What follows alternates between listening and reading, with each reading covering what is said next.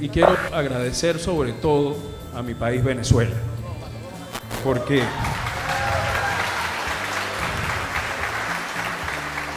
Venezuela vale esto y más, porque Venezuela es grande. Nunca se olviden de eso. Como venezolano, y me disculpan, pero como venezolano me siento muy orgulloso. Muy orgulloso.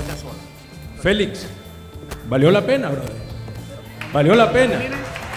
El esfuerzo, el trabajo, vale la pena. Y de verdad me voy contento porque en mi carrera conocí muchísima gente hermosa, gente buena, gente maravillosa, gente que cada día me ayudó a mí a estar y ser mejor de lo que soy, o de lo que fui, porque ya yo no lanzo. Pero créanme cuando les digo esto, es un legado muy bonito, y como lo dijo Manny, estas palabras lo digo con mucho cariño, lo voy a representar y lo voy a hacer bien. Me complace mucho estar aquí con Johan Santana. Bienvenido a Punta Cana, bienvenido a la República Dominicana. Eres un inmortal de lo mejor del béisbol latino. ¿Cómo reflexionas esa frase con lo que representa para ti el background de tu carrera, que en Venezuela y en Latinoamérica todos conocemos bien? Bueno,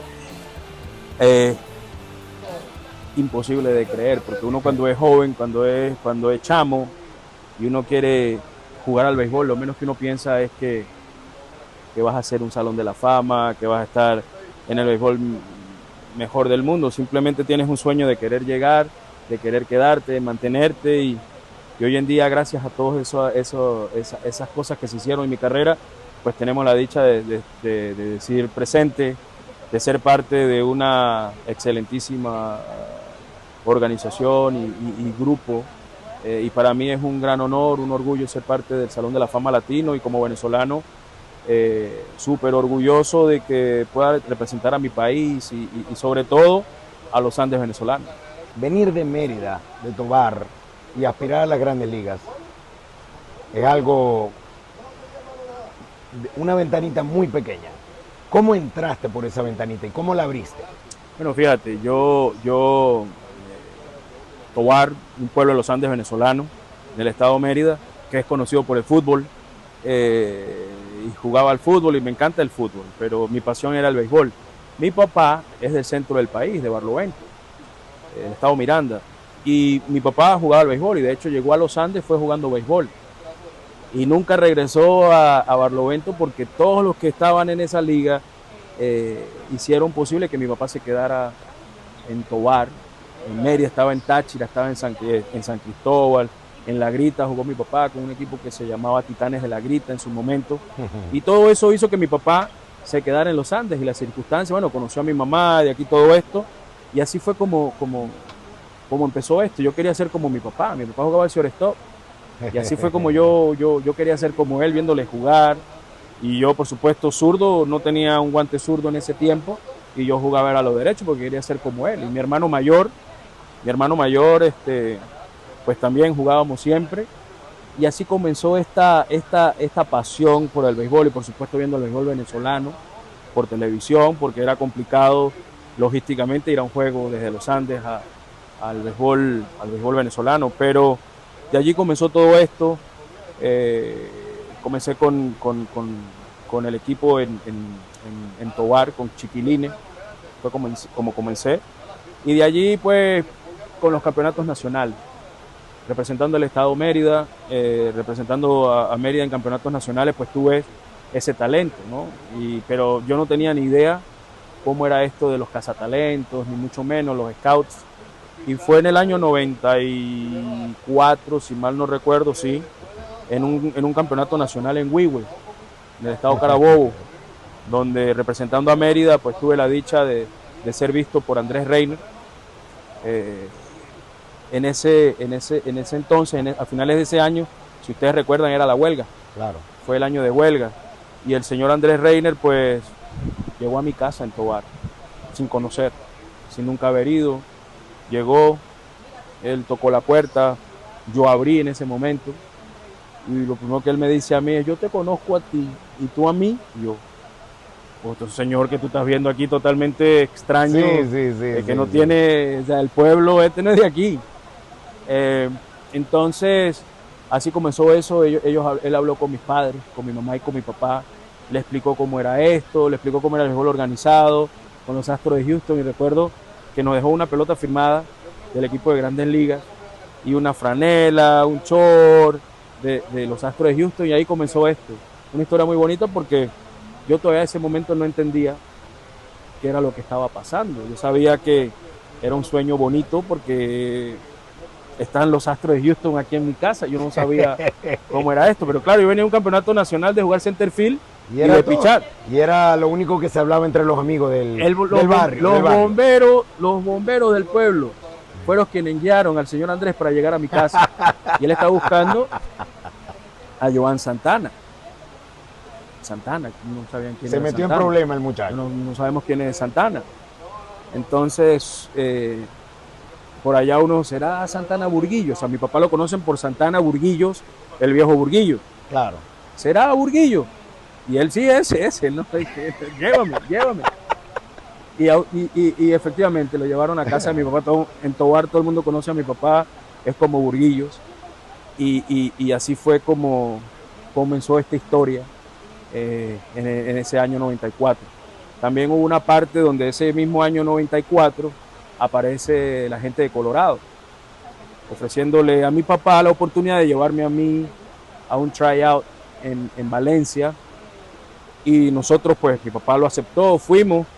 Y precisamente entre esas cosas, ¿no? Entre la inocencia, lo digo así tal cual, de lo que es este mundo, mi papá, después que eso sucedió, lo primero que dijo fue al señor Andrés: señor Andrés, mire, sabe que a Joan lo estaban llamando la gente de Colorado y le invitaron para que fuera a un tryout, y fuimos al tryout, y ahora le están diciendo que quieren llevarlo a República Dominicana. Y el señor Andrés: ¿cómo? No. Él se viene para Valencia. Y digo, pero. Y la condición con la cual yo salí de mi casa fue de que ellos me dejaban ir con la condición de que yo pudiera estudiar, porque yo estaba estudiando cuarto año en ese momento. Y el señor Andrés dijo: no hay problema, él viene conmigo, él va a estudiar. Y así fue.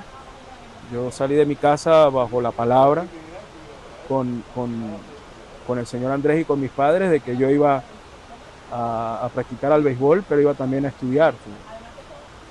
Eso es una de las cosas más bonitas, porque en ese momento, cuando tú haces la retrospectiva y tú ves hacia atrás y tú ves todo esto, mis padres me dejaron a mí seguir mi sueño, porque eso era algo que yo quería y yo estaba claro en lo que quería. Y mi papá y mi mamá me dijeron a mí que si eso es lo que yo quería, ellos me dejaban ir, pero tenía que estudiar. Yo llego a Valencia y duré como 3 meses en eso, estudiando. Era complicado porque te entrenabas en la mañana, a las 7 estás en el estadio, a las 2, 3 de la tarde te vas, a las 7 de la noche ya tienes que empezar a estudiar, a las 11 que vas llegando. Pero iba entendiendo lo que era el béisbol. Claro. De modo que yo tuve una conversación con mis padres donde le dije a mis padres: mira, yo creo que yo puedo hacer esto. Yo siento que yo puedo hacer esto, me gusta lo que estoy haciendo en el terreno. Estudiar es complicado, llevar ambas cosas porque se necesita descansar también. Y llego al punto donde le digo que yo quería dedicarme al 100% al béisbol, y si no salían las cosas bien, yo regresaba a los estudios, no tenía ningún problema, porque al final del día a lo mejor pierdes un año estudiando, pero tenía la oportunidad, que a lo mejor te llega una sola vez en la vida, de jugar y de ser lo que yo quería hacer. Y ellos me dijeron a mí que si eso era lo que yo sentía, que lo hiciera. Dale para adelante. Y ese es el apoyo más grande que yo he sentido. Y de ahí que yo personalmente decía: yo no puedo dejar a mis padres con su palabra, yo tengo que seguir esto adelante, yo tengo que ellos se sientan orgullosos y que más nunca en su vida vuelvan a trabajar. Claro. Y así fue, lo cumplí. Son esas cosas que tú cumples y te sientes muy bien, porque no es fácil. Este mundo no es fácil, es muy difícil, pero cuando tú tienes esas ganas, cuando tú entiendes, cuando tú te entregas, cuando tú tienes compromiso, ¿no?, contigo mismo y con todo lo que esto significa, pues te pones en una posición buena de a lo mejor ser exitoso. Llegas a Grandes Ligas y te vas adaptando normalmente, como le pasa a cualquier jugador latino, en general a cualquier jugador de Grandes Ligas, pero te vas adaptando poco a poco a la liga hasta que llega un punto de perfección. Perfección porque ganas una triple corona. Perfección porque te reconocen con 2 premios Cy Young. ¿Cómo se perfecciona ese cambio que marcó una era en Grandes Ligas? Es que yo creo que todo está en el trabajo, ¿no? Una de las claves que yo siempre tuve en mi carrera es que no importaba cuán bueno era, sino cuán mejor podía ser. Sí, siempre y cuando tú tengas esa mentalidad de que tú puedes mejorar lo que eres y como eres, yo creo que siempre vas a tener espacio para no cansarte, llenarte o aburrirte algunas veces. Claro. Porque a veces pasa eso. Yo en mi mente siempre estaba que podía ser mejor. Y llegas a un momento donde eso se convierte en una normalidad, porque en verdad era eso, pero sabía yo lo que estaba haciendo. Yo creo que al final del día, cuando tú tienes la confianza en ti mismo, la convicción de las cosas que puedes hacer, la entrega, el trabajo, el compromiso y la dedicación, la disciplina para hacerlo, muchas cosas se pueden. Se habla de tu carrera como una carrera muy fructífera, pero que dura 12 años. Y es un punto controversial en una era donde las carreras de los lanzadores no son tan longevas, se acabaron esos pitchers de 300 victorias. Hay una comparación, se dice, las comparaciones son odiosas, pero si a mí me comparan con Sandy Koufax, para nada es odioso. Entonces, tus números están ahí. Los números de Sandy Koufax están ahí. A él lo tienen, o sea, estatuas. Y Johan Santana no pasa la papeleta de votación de Cooperstown. ¿Cómo nos comemos eso? Nosotros podemos desmenuzarlo, analizarlo, discutirlo, debatirlo, pero ¿cómo te lo comes tú? Mira, es que eso no lo controlo yo, eso no está bajo mi control ni mi manejo. Pero es para frustrante. Nada. Bueno, pero es que fíjate, el punto más crítico de esto era por qué me llega a mí una carta de felicitación de los Baseball Writers y la boleta donde estaba mi nombre, si yo todavía estaba activo en ese momento. Y cuando te digo activo es porque no estaba retirado, pero estaba tratando de regresar. Si bien es cierto, esto pasó en el 2017, yo en el 2015 todavía estaba tratando de regresar con Toronto.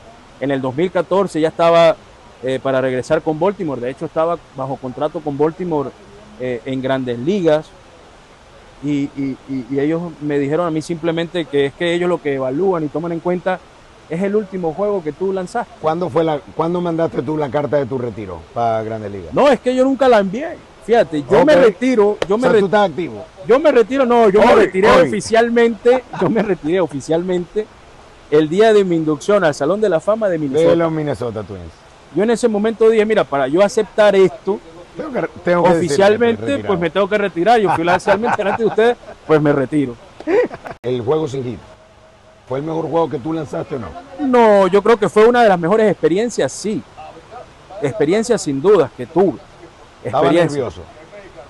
Cuando todo va pasando, fíjate, los nervios no, las ansias, es las ansias de que esto se acabe, es de no cometer un error y que te den ese hit. Faltando un out. Sí, mi último pichó fue un cambio, 3-2, cambio, o sea, yo cambio. Bueno, aunque así fuera una recta ya era cambio, ya la velocidad ya no era la misma, pero era la circunstancia, ¿no? La circunstancia es lo que lo hizo grande, lo hizo especial. Es un momento súper importante de mi carrera, el cual marcó mucho, no solamente a mí como persona o como jugador profesional, sino a una organización completa también, porque era primera vez para los Mets que se lanzaba un juego sin hit ni carreras, y para mí tener esa dicha después de haber pasado tantos pitchers por esa organización y que no lo hayan hecho, para mí fue una gran experiencia, y créanme cuando les digo esto, decir que ese juego fue, no lo fue, porque todo venía ya de un proceso que para mí, y lo sabe la parte médica, era un proyecto también, porque era una operación que no era común. Ya hoy en día tienen mejor conocimiento de ese tipo de operación y no es fácil regresar de ello. Sí, mira, Otro momento importante fue para Venezuela que tú agarras la bola la primera vez del primer Clásico Mundial de Béisbol. Yo recuerdo ese partido y yo siempre lo digo en todas las intervenciones, que ese es uno de los partidos con mejor ambiente.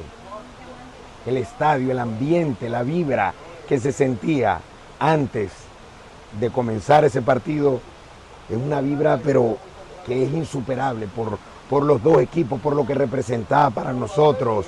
Eran dos Dream Team. Sí. ¿Cómo describes las emociones de ese juego? Una de las experiencias más bonitas que he vivido como jugador de béisbol fue ese día. ¿Por qué? Porque ni siquiera fue durante los juegos, fue antes del juego. El día anterior. No quiero hablar de esa noche. No. Antes de ese juego, cuando estábamos calentando y se cantó el himno nacional. Sí. Ese sentimiento es una de las cosas más bonitas que había me ha mucha pasado expectativa. A mí. Sí, mucha, pero de la manera en que el venezolano, el dominicano entonó su himno, nosotros los venezolanos, eso te daba un sentimiento de querer comerte el mundo. Claro. Y así fue. Así fue. Lamentablemente los resultados no fueron lo que se quería, pero al final del día ni Venezuela, ni Dominicana, mi papi le dio la madre. Rico, sí, él me dio un jonrón, me dio un jonrón, pero fue eso. Pero ponchaste a Soriano con tremendo ponche y recordamos hace poco. Es que yo le decía a Soriano, no le viste el cambio a Johan. Que te entraron a palo, me dieron un jonrón. Sí. O sea, ya. Dame una idea breve de Alfonso Soriano. No, un gran jugador, con un talento impresionante. Andruw Jones. El mejor atrás en el center field agarrando pelota. Ojo, que hay otros, ¿no? Ken Griffey, mi compañero Torii Hunter. Sí. Pero es que ver a Andruw Jones jugar en el center field era divertido. Era muy divertido. Alex Rodríguez. Uno de los mejores en la historia del béisbol, sin duda alguna. Félix Hernández. Compatriota, un gran lanzador que ha dejado a nuestro país muy en alto y del cual estoy muy orgulloso de que juntos seamos parte de esto. ¿Quién es el mejor lanzador venezolano en la historia? Bueno, por los números él, ¿no? Según los números, como dicen los números. ¿Ah? En victorias. En victorias. Bueno, en victorias es él. Ahora. Y en Cy Youngs, bueno, y en WAR, y en efectividad. Ahí estoy yo. Compartido. Estoy yo metido en esto, pero yo creo que sí. Es un debate bonito. Bueno, yo creo que al final del día, independientemente de quién sea aquí, lo importante es que Venezuela tuvo a dos hijos que dieron lo mejor. Eso. Y yo creo que juntos hemos conseguido algo muy bonito, que es llevar a nuestro país a lo más alto. Y creo que para mí, como te digo, es un placer, es un gran honor que nosotros tengamos la dicha de entrar juntos al Salón de la Fama Latino. Es un debate muy bonito, que sin rivalidad alguna enaltece el béisbol venezolano, y ambos superaron algo muy bonito que fue también la carrera de Wilson Álvarez. Cada vez que también merece estar aquí, claro, en el Salón de la Fama del Béisbol Latino, porque bueno, abrió las puertas para esas grandes actuaciones de los lanzadores. Sin duda. El mensaje para Venezuela, para los fanáticos de los Navegantes del Magallanes. Bueno, a toda Venezuela, a la gente del Magallanes, es un gran placer estar aquí representándole a toda Venezuela, a todos los Andes. Para mí un gran placer estar en República Dominicana compartiendo lo que es mi exaltación junto con mis compañeros al Salón de la Fama. Crean que es un gran honor, es un orgullo, y como siempre, bueno, aquí estamos representándolos y siempre diciendo presente. Así que muchísimas gracias, que lo disfruten también, porque esto también es de ustedes. Un gran abrazo. Orgullo de Venezuela, orgullo de los Andes. Johan Santana.